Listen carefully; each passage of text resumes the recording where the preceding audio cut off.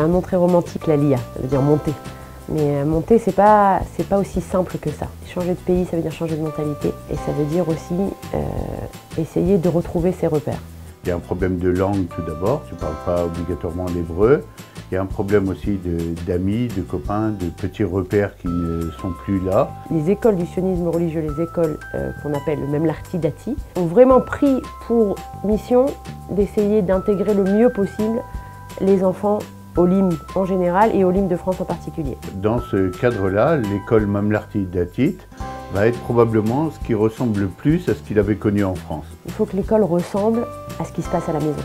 Il faut qu'il y ait une adéquation entre ce qu'il enseigne à ses enfants, les idéaux dans lesquels il croit, et ce qui est enseigné à l'école. À partir de points de repère, un enfant peut commencer à se reconstruire et à retrouver un endroit qui lui est familier d'abord.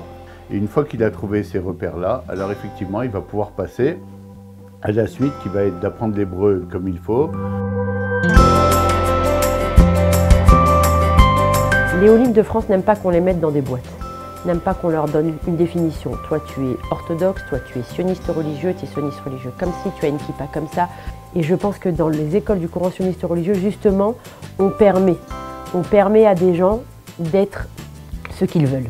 Il y a d'un côté une grande ouverture d'esprit aux filles, aux garçons, aux kippotes en couleur ou bien aux kippotes noires. Et tout ça est accepté dans le cadre de l'école. C'est aussi mixte, donc ça ressemble très souvent à ce que tu as connu en France.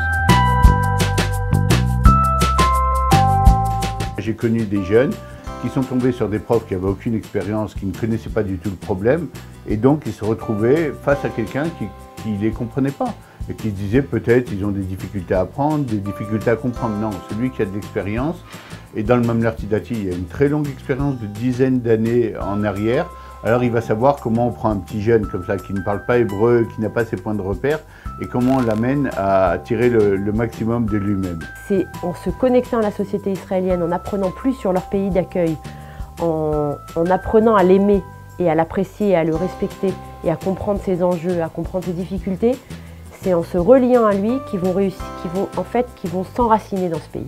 Et c'est en s'enracinant dans ce pays qu'ils vont réussir à surmonter tous les problèmes inhérents à la LIA. Il faut une préparation à la société israélienne, ce que la société israélienne va vous apporter.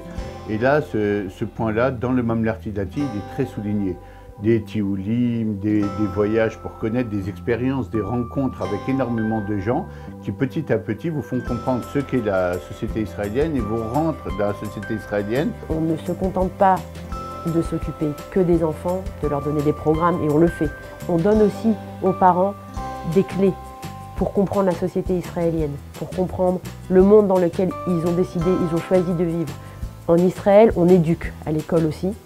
On veut donner de la confiance en soi aux enfants, on veut leur donner le sens des responsabilités, on veut leur donner envie de s'investir, d'avoir des initiatives.